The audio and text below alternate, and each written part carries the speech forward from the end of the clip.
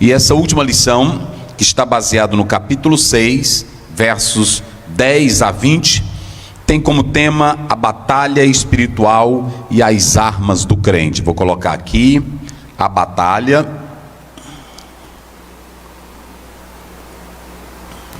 espiritual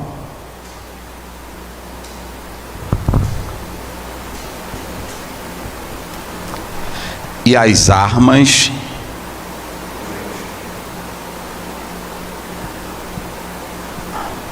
do crente. Esse é o tema da nossa lição, ok? Então nós queremos dizer que o texto escolhido é Efésios 6, 10 ao 20, que trata especificamente sobre isso. Essa expressão que nós temos aqui, batalha, já estaremos explorando ela. Mas é interessante nós entendermos o seguinte: a primeira coisa, quando nós atentamos para essa lição que estaremos abordando, é o primeiro ponto que o pastor coloca aí na lição. 3 pontos. Ponto 1, o preparo espiritual do crente para a batalha.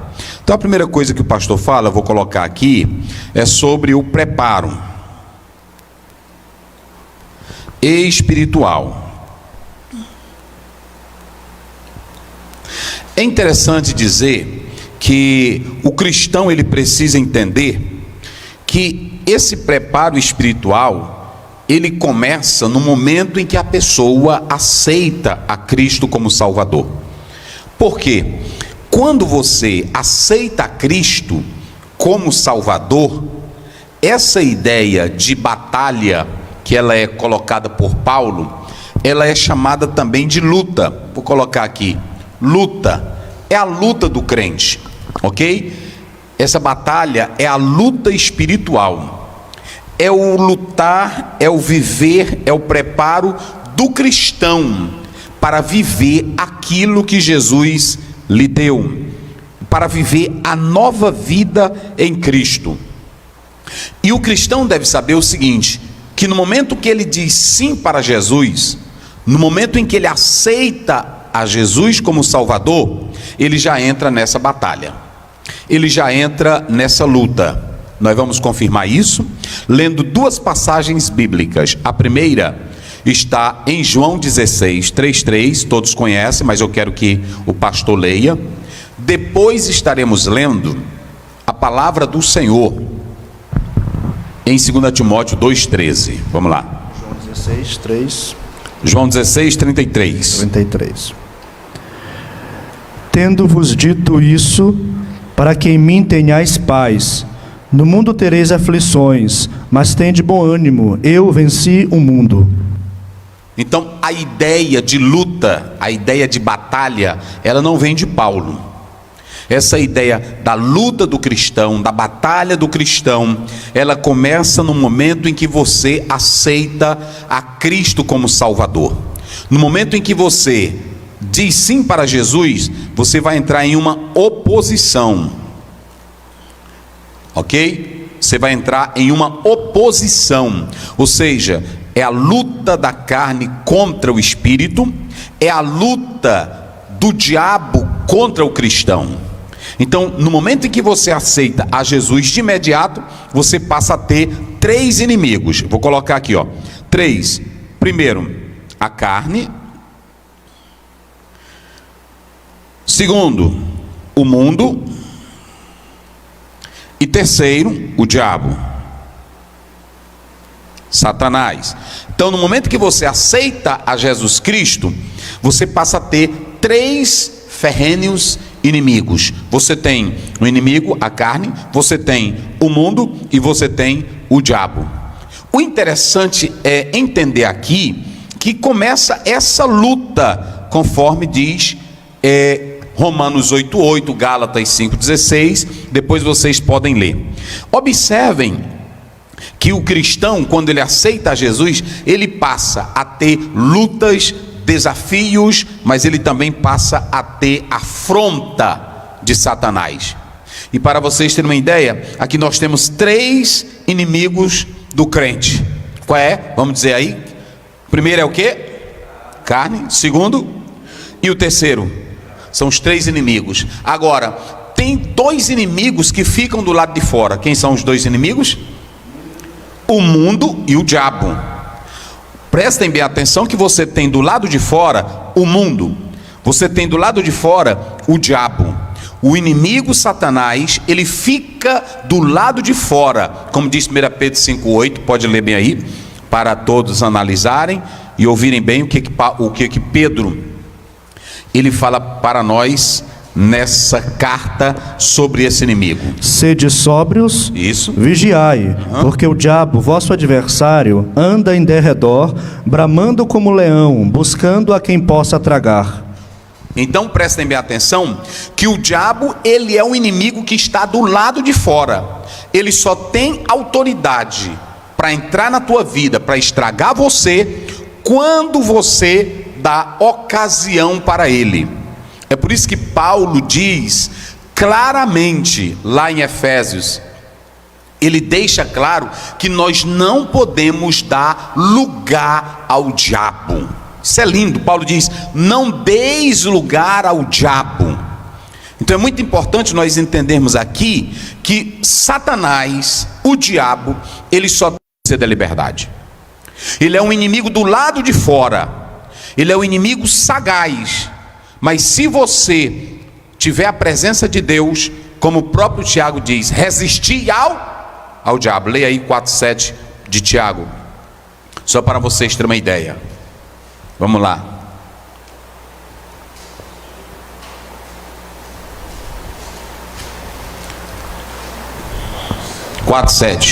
Sujeitai-vos, pois, a Deus, resisti ao diabo, e ele fugirá de vós. Sujeitai-vos, pois, a Deus. Resistir a quem? Ao diabo. Então prestem bem atenção. A minha Bíblia está dizendo resistir ao diabo.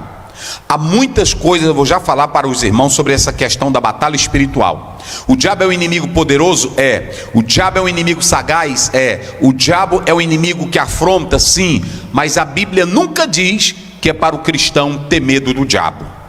Os tem crente que tem medo mais do diabo do que do próprio Deus.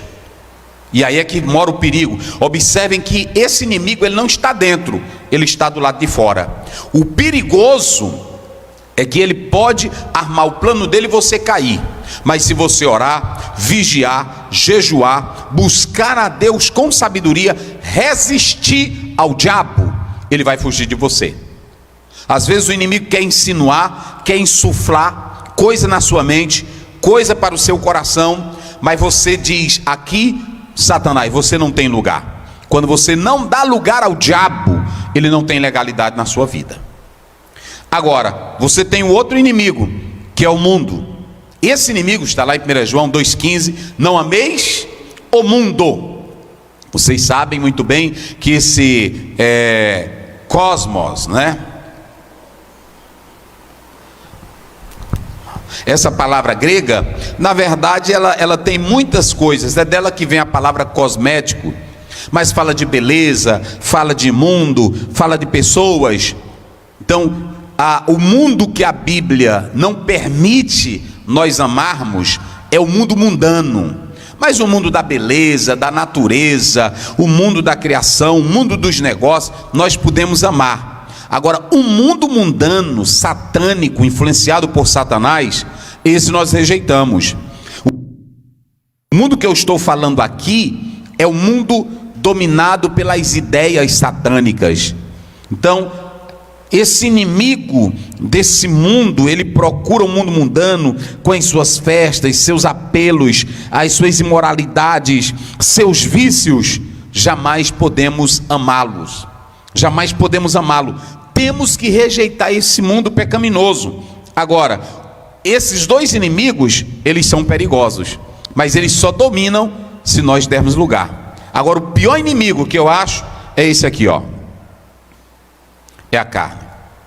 Porque esse não está do lado de fora. Está onde? Do lado de dentro. É por isso que quando você lê bem aí Gálatas 5,16, depois Romanos 8,8. Por que esse inimigo aqui é o pior? Porque essa natureza carnal, pecaminosa, ela ainda não foi debelada por completo.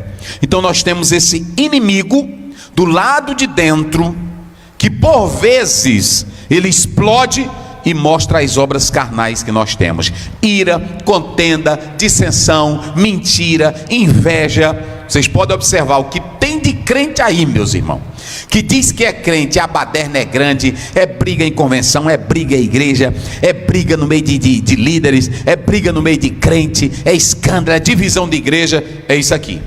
Esse aqui é o pior inimigo, porque o diabo, ele só entra se eu der lugar. Ele só entra se eu abrir essa janela, essa porta. Porque eu digo que o diabo nunca entra pela porta.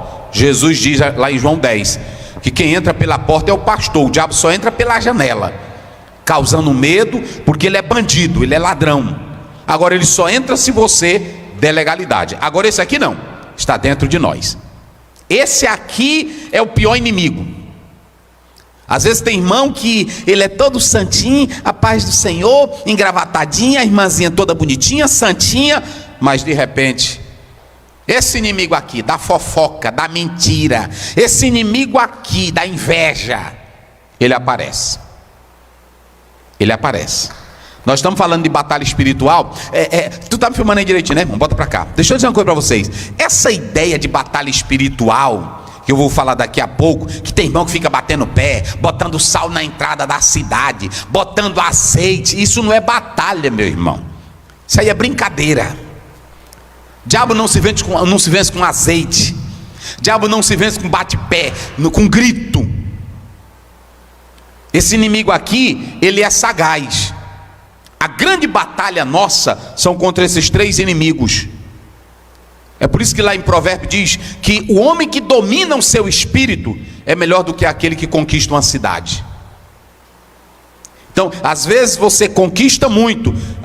Tem um autor, e no meu livro que eu escrevi sobre Samuel, eu falei que Saul conquistou impérios, conquistou algumas cidades, mas ele não conquistou o seu próprio espírito. E aqui está a derrota, quando essas obras da carne, elas começam. Então, às vezes nós estamos ungindo entrada de cidade, nós estamos ungindo locais, expulsando o diabo de tudo que é lugar, mas está dentro de nós todas as obras carnais. Nós não controlamos nossa língua, nossa boca, nossos olhos, e a obra da carne reina. Como é que diz aí? Digo, porém, andai em espírito e não cumprireis a concupiscência da carne. Você só vence esse inimigo aqui, ó, dentro de você, carne. E na passada nós lemos as obras da carne, não foi? Lá em Gálatas 5, 21.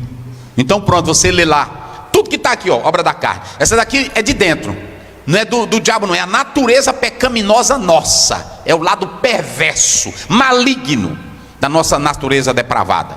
Só o Espírito Santo que pode pisar ela, para não deixar aparecer, para não deixar sobressair. Então esses dois inimigos aqui, ó, são perigosos, mas esse aqui é o pior. Porque o diabo, ele está do lado de fora. O diabo não está dentro de você, não. O diabo está do lado de fora. O mundo está do lado de fora. Agora a carne está dentro de nós. É por isso que quando eu coloco essa questão da batalha espiritual, não é só mapear a cidade. Batalha espiritual não é só decretar autoridade no nome de Jesus. Batalha espiritual é fechar a porta para esses três inimigos aqui do crente. Ok? Esses são os três inimigos que podem derrotar o crente. E aqui está o pior, a carne. É por isso que Paulo diz, vamos ler, antes de ler aí, já está aí no texto? Leia aí. Portanto, os que estão na carne não podem agradar a Deus. Como é que diz? Os que estão na carne não podem agradar a Deus. Volta para cá. Quem está nisso aqui, ó, não pode agradar a Deus. Quem está na carne, natureza vê carnal, cheio de ira, de inveja, contenda, miséria, falsidade. Eita, meus irmãos, tem muito crentezinho aí bonitinho, empacotadinho na igreja, né? Isso aqui é negócio sério. É negócio sério. É empacotadinho aí pronto. Aí, irmão, vamos expulsar o diabo. Primeiro nós temos que expulsar você, que tem dentro aí, e não tem outra coisa. Só tem um que pode pisar. Só tem um que pode pisar isso aqui. O pastor acabou de ler aqui. Só o Espírito Santo. Não é assim que Paulo diz? Paulo está dizendo aí, olha, quem anda na carne não pode agradar a Deus. Se você pegar, lê bem aí, lê aí, por favor, 1 Coríntios 3:3, só para a gente ter uma ideia. 1 Coríntios 3:3.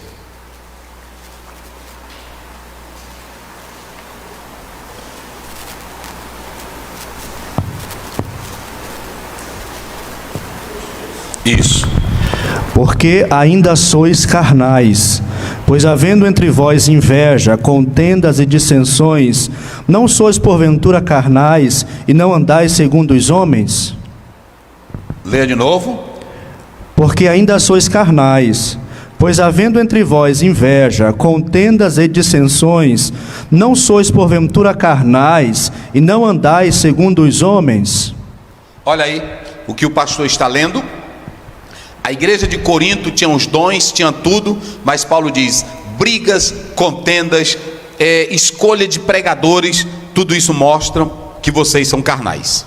Ok? Então prestem bem atenção que lá o problema da igreja de Corinto era a influência do diabo, mas o maior problema eram os próprios crentes, dominados pela carnalidade.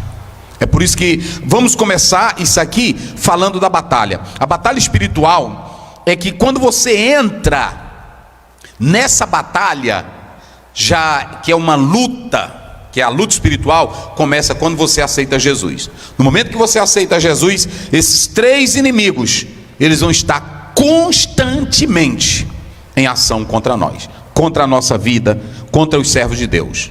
Ok? Então, vamos ler aí 2 Timóteo 3,12, que eu falei dessa expressão.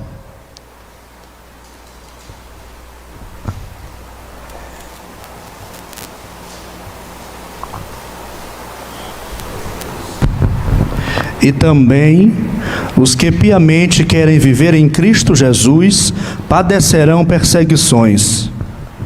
Todos que querem viver em Cristo Jesus padecerão perseguições. Preste bem atenção que eu disse que a ideia de batalha espiritual não é de Paulo. Jesus disse: no mundo tereis aflições. Agora Paulo diz: vocês vão ter essa batalha. E agora ele diz assim: olha, todos quantos querem viver em Cristo.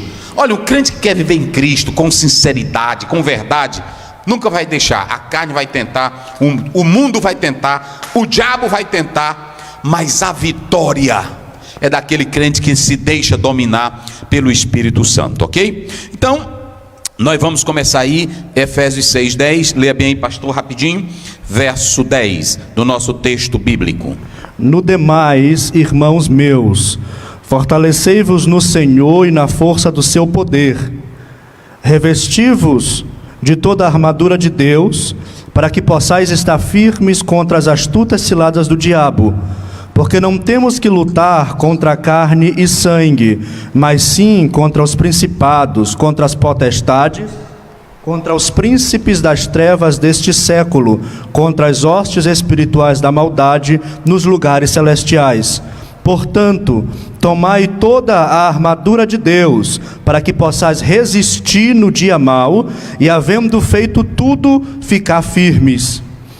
Então preste bem atenção, observe que o pastor leu o verso 10, fortalecidos no, observe que eu coloquei aqui, essa expressão no próprio texto grego, endinamuster, se vocês analisarem, está aí no tempo presente, voz passiva, o modo aqui é imperativo. Paulo está dizendo: fortalecei-vos no Senhor. Por que Paulo começa usando essa expressão aí na voz passiva? A voz passiva é quando eu já expliquei aqui para vocês, aquele objeto, a pessoa sofre essa ação. Então ele está dizendo aqui: vocês precisam desse fortalecimento do Senhor. Vocês sabiam que esse versículo 10, ele na verdade fala do apóstolo São Paulo descrevendo a maneira, ele descreve a força de Deus de 3 maneiras. Observem bem, volte aí, pastor, e leia o verso 10. No demais, irmãos meus, fortalecei-vos no Senhor e na força do seu poder. Fortalecei-vos no Senhor e na força. Então, fortalecido, olha aí, depois, fortalecei-vos no Senhor e depois na força. Na força. E depois? Poder. E depois poder. Observem bem que quando nós atentamos para essa palavra aqui, fortalecidos, olha o texto bíblico, fala da capacidade que vem de Deus. Deus é quem nos capacita para vencermos tudo. Não pense que você tem força, não pense que você é capaz, não pense que você é um super crente. Às vezes tem irmãos, tem líderes que vêm para uma crise, para um momento difícil, e aí ele não consegue se controlar naquela hora, perde o equilíbrio, às vezes não tem nem paz, tranquilidade, e diz: eu não sou crente. Não. Primeiro coloque na sua mente que você mesmo não tem força em você. Esse fortalecido é a capacidade que vem de Deus. Deus é quem nos capacita para sermos fortes, ok? Então isso é muito interessante. Quando a gente olha para esse texto bíblico aqui, nós temos essa ideia. Força, a ideia aqui é de segurança. A ideia aqui presente é de segurança. E por último nós temos o poder. Esse poder aí nós podemos analisar que aqui no próprio texto grego ele está dando a ideia de um poder glorioso, de um poder que nos capacita. Vamos ler aí Marcos 12:30, depois 2 Pedro 2:11. Marcos 12:30, 2 Pedro 2:11. 12:30. Amarás, pois, ao Senhor teu Deus de todo o teu coração e de toda a tua alma, e de todo o teu entendimento, e de todas as tuas forças. Este é o primeiro mandamento. Olha a capacidade que Deus nos dá para amar Ele. Amará de toda a tua força. Esse amor, essa capacidade, ela vem de Deus. E aí qual é a outra referência? Ainda falando aqui desse poder, né? Essa palavra poder, Esquios é a palavra poder. Essa palavra poder é capacidade. 2 Pedro 2:11. 2:11. Enquanto os anjos, sendo maiores em força e poder, isso, não pronunciam contra eles juízo blasfemo diante do Senhor. Então pronto. Então a primeira coisa que nós temos que entender é que esse preparo, ele vem de Deus. Ele vem de Deus. Nós temos dois versículos. Nós temos João 15:5. Jesus disse: sem mim nada podeis. E Filipenses 4:13, Paulo disse: posso? Pronto, naquele que me fortalece. Como é que um homem como Paulo venceu a oposição, venceu os problemas, as lutas? Não é porque ele tivesse um espírito mais forte do que o nosso, é porque ele tinha a força que vem de Deus. Observem que quando o pastor coloca o preparo espiritual para a batalha, ele diz: fortalecidos no Senhor. Eu já falei aqui da voz passiva, que na verdade aqui o tempo é o presente, a voz passiva, o modo imperativo. Ele está dizendo: sejam fortalecidos pelo Senhor. Somente Deus é quem pode nos fortalecer, ok? Então, qual é o preparo? A lição fala de 3, dois, fortalecidos no Senhor e vigilantes em oração. Olha aí, ó, vigilantes em toda oração e súplica. Essa parte da oração em súplica está lá no versículo 18. Leia aí, pastor. Orando em todo tempo, com toda oração e súplica no Espírito, e vigiando nisso, com toda perseverança e súplica por todos os santos. Então prestem bem atenção. O preparo espiritual para essa batalha é se fortalecer em dinamuster, em dinamuter. Essa expressão aqui é você ser fortalecido pelo Senhor. E eu expliquei as 3 maneiras que Paulo explica o que é o poder de Deus: fortalecido, força e poder, ok? Então você está preparado porque você está fortalecido espiritualmente em Deus. Mas também você se prepara pela oração. Observem que no versículo 18 Paulo usa a oração prosel re. Observem aí, e ele usa também prosel homenoi, que aqui na verdade é um particípio presente. Pode estar na voz média, pode estar na passiva. Aqui está orando. Aí você vê a outra palavra, agripnuntes, é o versículo 18. Agripnuntes é a palavra vigiando. Então Paulo, ele usa essa expressão orando. O interessante é que quando a gente atenta para o versículo 18, que ele fala dessa palavra prosel res, pode ser oração dirigida a Deus, é isso que está aí, mas também pode ser a oração no sentido de lugar. eu vou orar ali na sinagoga, eu vou orar no templo. É o proserres, ok? Agora, você tem aí a outra palavra, petição. É a expressão deesios. Deesios é a expressão petição. Você faz essa petição porque você tem falta, você tem necessidade de alguma coisa. É a súplica. A súplica é quando você está com falta de algo, com necessidade de algo. Então você tem oração, o ato de orar, de entrar em um local para orar, o ato de você falar com Deus, o ato de você se dirigir a Deus, mas você tem a súplica.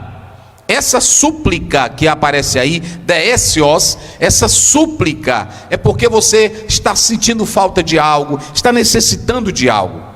Então, quando o cristão está necessitando de algo, ele precisa de alguma coisa, ele vai para Deus. E o preparo espiritual só em Deus. Então, a primeira coisa aqui é que o crente ele tem que ter esse preparo espiritual, ok? Então, nós vamos apagar aqui para ir para o ponto 2.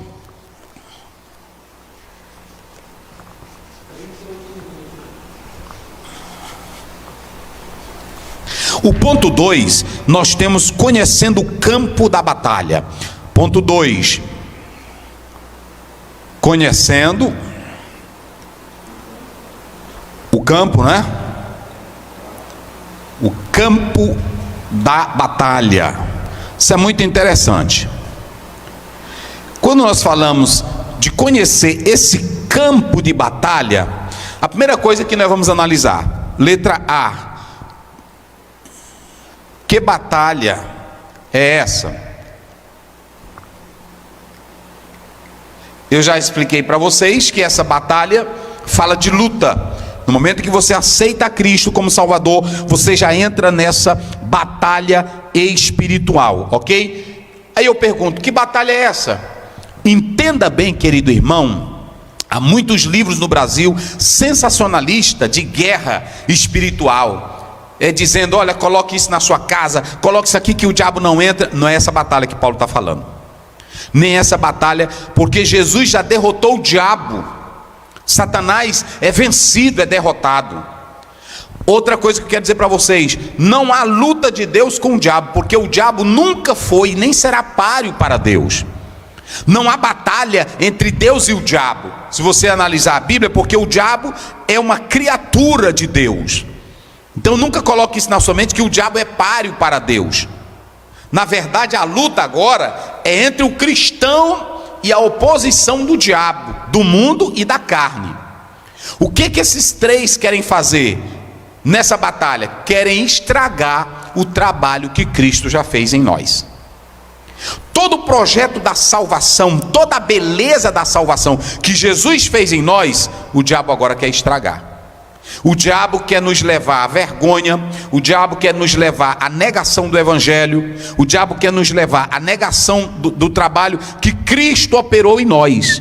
Então é nesse trabalho aqui, a batalha é essa. A batalha, coloque isso na sua mente hoje, a maior batalha do diabo é estragar o que Cristo fez em nós. Ele não luta por outra coisa, ele só luta por isso, ok? A outra coisa que eu coloco aqui, em que local, ok? Vamos colocar aqui.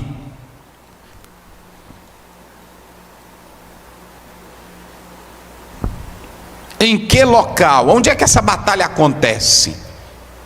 Essa batalha aqui, ela não é material, gente. Essa batalha aqui, ela não acontece na igreja, ela não acontece com pessoas. Essa batalha aqui, ela é espiritual. Ela acontece no mundo espiritual.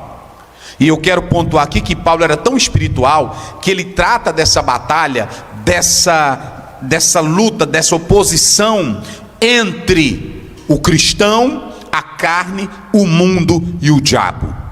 É por isso que ele está dizendo, vigiem, porque do lado de fora tem um inimigo, do lado de fora tem um mundo, mas dentro de cada um de nós ainda não foi debelado a natureza carnal. É por isso que Paulo diz que nós temos que ter todo cuidado com essa natureza carnal. Então o local onde se dá é no campo espiritual, ok? Essa batalha pode acontecer na mente, no espírito, dentro de você. E essa luta você vê muito bem no capítulo 7 de Romanos. Paulo travou ela. Porque é interessante que quando nós formos analisar essa questão da armadura, ela tem dois objetivos. O primeiro objetivo dessa armadura, observem bem, guardar o corpo.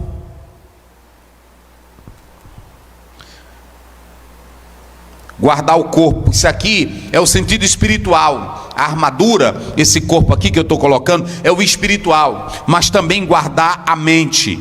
Olhe bem para cá, são dois terrenos aonde o diabo mais deseja nos atacar: no nosso corpo espiritual e na nossa mente.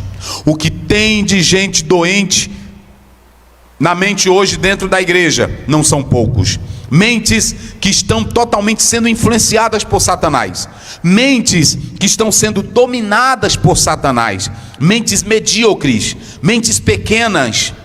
É por isso que Paulo, lá em Romanos 12, ele diz no versículo 2: e não vos conformeis com este mundo, mas transformai-vos pela renovação da vossa mente. Eu não sei como está a tua mente, mas eu quero só te dar um conselho. Se a tua mente está pensando que é negativo, suicídio, está pensando só que ninguém te ama, que ninguém gosta de você, se a sua mente está sendo terreno de Satanás, só pensa o que é mal, se lembre de Filipenses 4:8. Medite em Filipenses 4:8. Lê bem aí, pastor, para cada irmão atentar para isso. É muito importante isso.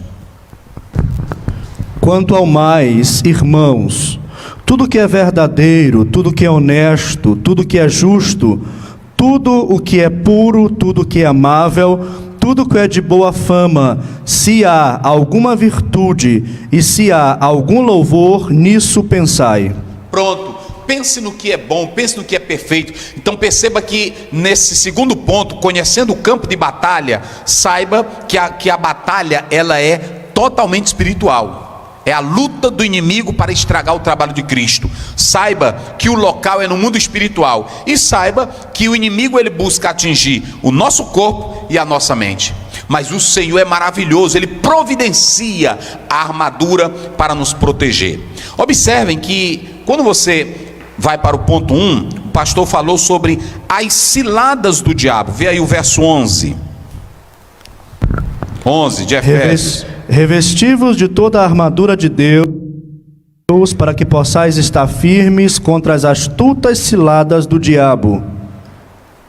Contra as astutas ciladas do diabo. Está aí, olha, metodeia. Olha aí, metodeia. Se vocês analisarem essa expressão aqui no grego, ela fala de truque. Truques, estratégias, fala de golpe de Satanás. Então prestem bem atenção que eu falei que esse inimigo, ele é cheio de truque, ele é cheio de estratégia. Por isso que lá em João 8,44 diz que ele é o pai da mentira. E ele também é cheio de malandragem. Nunca tente dialogar com Satanás, nunca tente enfrentar Satanás se você não estiver cheio do poder de Deus. Porque o primeiro casal, pastor Luiz, Adão e Eva, eles tinham comunhão com Deus, Deus falava com eles, mas o diabo, com os truques, essa palavra aqui também, metodeias, ela também fala de arte. O inimigo ele é sagaz, ele é um artista. Por isso que Paulo disse que ele se transforma até em anjo de luz. Nunca brinque com ele. Nunca brinque, não cutuque o diabo com vara curta, que você se lasca todinho. Ele te destrói.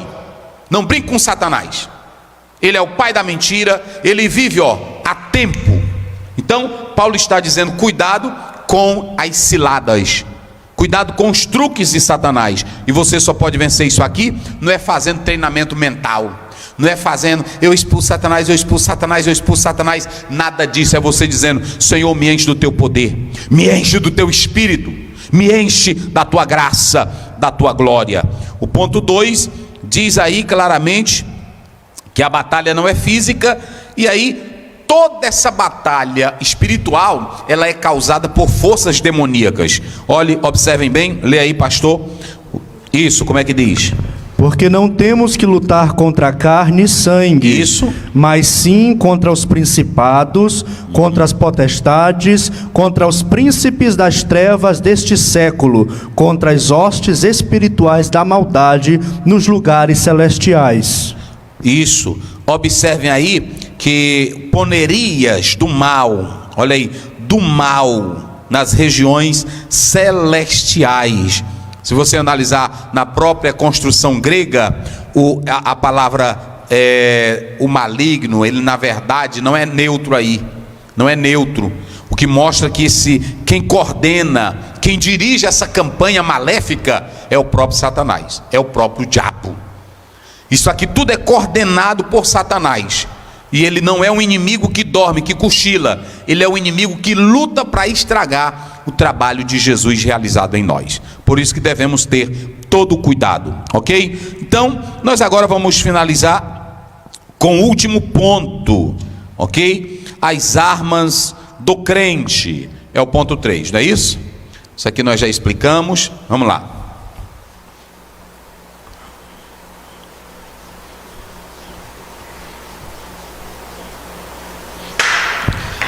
No ponto 3 diz assim, as armas espirituais indispensáveis aos crentes. Eu vou só sintetizar. 3, as armas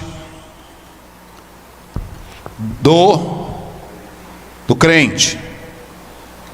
O interessante é que quando você vai para essa passagem grega, você tem aí a expressão panoplian.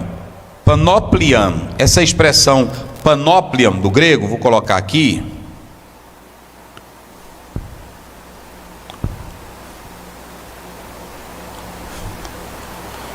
Panoplian, se você analisar, essa expressão que aparece aí, que eu estou colocando aqui no próprio texto, panoplian, tem um acentozinho aí, não tinha um acento na época do grego, aí alguns leem assim, mas como tem na nossa Bíblia, nós temos que seguir aí como a acentuação no português. Panoplian, tá aqui ó, panoplian, ok? Essa expressão panoplia, na verdade, ela simplesmente quer dizer armadura completa. Então, quando você vai para o texto grego, essa panoplia aqui é armadura completa. Aí Paulo, ele vai descrever na forma em que o soldado romano se vestia, então ele vai usar o panoplian para mostrar como é que um soldado se vestia naquela época, como era que ele entrava nessa batalha. Deixa eu dizer uma coisa interessante. Você já leu aí, quem foi que leu no texto, Paulo dizendo, estão com a arma, agora partam para cima do diabo? Vocês já viram aí? Tem isso? Não tem. A Bíblia não diz assim, olha, já estão revestidos, agora vão para cima do Satanás. A Bíblia manda crente a pregar evangelho, a Bíblia manda crente a evangelizar e ganhar almas. A Bíblia não manda nós andarmos atrás do diabo para lutar. Tem pastor aí que é especialista só em andar atrás de cão. A Bíblia não manda ninguém atrás de cão. A Bíblia manda pregar o evangelho. Agora, o cristão tem consciência que do lado de fora tem dois inimigos e que ele precisa estar com a armadura. Eita, mas é boa a Bíblia, é gostosa a Bíblia, porque tem irmão hoje que anda procurando. Um dia eu estava em um local, aí lá um irmão, nós orando, expulsando o demônio, aí o irmão disse, pastor, deixa eu orar aí também, aí ele começou a orar, eu quero invocar tu de novo, Satanás, vem cá Satanás, vem cá, entra aqui de novo. Então, meu pai do céu, você não vê Paulo falando, hoje tem igreja que tem culto só para isso aqui, só para invocar diabo. Que é isso, meus irmãos? Se o Satanás se manifestar, vamos expulsar. Se alguém está doente pelo ataque de Satanás, vamos expulsar. Agora, Jesus nos chamou para pregar o evangelho, e o evangelho vai tratando a alma, o espírito e a mente das pessoas. Então é muito interessante, eu vou só correr aqui que o nosso tempo já chegou. Aí nós temos dois tipos de armas aí, ok? Nós temos vou colocar aqui a de defesa. Nós temos essas armas aí que nós podemos analisar, não é isso? As armas de defesa, e nós temos as armas de ataque. Essas armas, aí está no ponto 3, não é? Ele até falou aí, o pastor, panóplia, né? ele diz aí que nós temos a armadura e etc e tal, ok? Ele vai especificar cada uma, eu vou explicar aqui. Mas nós temos a de defesa e nós temos a de ataque. Pronto. Temos arma de defesa. Vocês observaram que nós temos mais armas de defesa do que de ataque, não é isso? Então, eu vou colocar aqui rapidinho. Primeiro, nós temos, lê aí, pastor, qual é a primeira arma aí? Couraça da justiça, tendo cingido os vossos lombos. Cingindo, né? Cingido. É o cinto. Com o quê? Com a couraça da justiça. E depois? Calçado os pés. Calçado. Depois? Tomando o quê? O escudo da fé. Então, escudo, não é isso? Uhum. Depois? O capacete. Quarto, capacete. Depois? A outra é de ataque, a espada. Pronto, tá, então ok. Muito bem. Cinto, calçado, a sandália. Naquela época o soldado, ele ia com uma sandáliazinha simples, principalmente aqueles que lutavam em arenas. Ela tinha um corinho, um rabichozinho que segurava os pés, o calçado, para se firmar bem na areia e não escorregar, não atrapalhar. Então você tem cinto. O interessante é que quando você vai para essa panoplia que trata da armadura, eu quero dizer que Paulo usou uma figura, uma metáfora lá do soldado romano. Mas toda essa armadura aqui, ó, cinto, calçado, escudo, capacete e depois palavra, que é a arma de ataque. Isso aqui não tem nada de roupa de soldado romano. Isso aqui é Jesus Cristo. Entenderam? Tudo isso aqui é Jesus Cristo. Esse cinto, esse calçado, esse escudo, esse capacete, essa palavra, tudo isso aí é o próprio Jesus Cristo. Ok? Se vocês analisarem, por exemplo, o cinto fala de sinceridade, fala de santidade. Lá em Jeremias 13 ele fala do cinto que Deus mandou ele comprar o cinto e enterrar no rio, e o cinto ficou podre. Ele diz assim a Israel: quem tem esse cinto, que é o próprio Cristo, tem verdade, tem integridade na vida. Quem tem os pés calçados com o evangelho, né, assim que diz, sabe andar bem, tem firmeza, sabe pisar bem, porque o evangelho é poder de Deus. Então tudo isso aqui é o próprio Cristo. O escudo, se você analisar bem aí, você tem a couraça da justiça, que na verdade é a santificação. Você tem o escudo, que esse escudo aí é a nossa fé. Olha aqui, olha, a fé em Cristo, ok? É a fé. O escudo é a fé. Como é que você se defende dos ataques do diabo, das sofismas? Como é que você se defende das heresias? É com o escudo da fé. E é o próprio Cristo que é essa fé revelada pelo evangelho. Você tem o capacete. Esse capacete aqui é a esperança da sua salvação. Ou seja, o cristão tem a cabeça, a mente protegida com a salvação. Nada lhe abala, lhe destrói, porque ele tem um capacete da salvação, ok? Nós falamos aqui a couraça da justiça, que na verdade fala da justiça de Cristo implantada em nós. E aí nós temos a arma de ataque. A arma de ataque que ele fala aí é a palavra de, leia aí, verso 17. Tomai também a espada do Espírito, que é a palavra de Deus. A espada do Espírito. Olha, ele diz: tome a palavra. Leu todinho aí, o 17. Tomai também o capacete da salvação. Sim. E a espada do Espírito, que é a palavra de Deus. A espada do Espírito. Observem que essa palavra aqui, olha, Mahairan é a palavra espada. Vocês sabiam que essa palavra grega aí, Mahairan, essa palavra, ela fala de uma faca grande, uma faca que era usada para cortar carne, cortar animal. Não era nem uma espada grande, aqui fala de uma espada pequena. Mas percebam bem que você tem aí, olha, espada do Espírito. E você tem palavra de Deus, não é assim? Lê aí de novo 17. Tomai também o capacete da salvação. Isso. E a espada do Espírito. Pronto, primeiro a espada Mahairan. Essa Mahairan, eu disse, é uma faca grande. Se vocês analisarem, isso aqui está no genitivo, ó. tu pneumatos. Alguns dizem que é um genitivo ablativo, de origem. A espada, a faca grande, para tu cortar capeta, satanás e demônio, e para você vencer, a espada grande, ela vem do Espírito. Olha aí, olha, como está aí, ó. Ten mahairan tu pneumatos, do Espírito. A faca grande que o cristão tem, ela é do Espírito. Ela se origina do Espírito. E aí você tem, eu até coloquei aqui, ó, o rema, ok? Veja aí como é que diz. O rema teu, né? Rema teu. Observe que também está no genitivo. Também está no genitivo, ó. Rema. Essa palavra aqui todos conhecem ela. Principalmente aqueles que usaram daquelas pregações de prosperidade, de autoridade, usaram ela. Mas observem aí que essa rema, aqui ó, rema teu, aqui é palavra de Deus. Nós temos também a palavra logos, ok? Logos, está aí. Logos, rema, logos. Qual é a diferença entre rema e logos? A diferença é o seguinte: essa aqui é a palavra pronunciada, é a palavra dita. A palavra dita. Aí alguém dizia: não diga uma palavra qualquer, diga rema, que é a palavra de autoridade, é a palavra de poder. Mas os que são formados aí na área de grego sabem muito bem e podem nos ajudar que esse rema, na verdade, é a palavra dita, falada.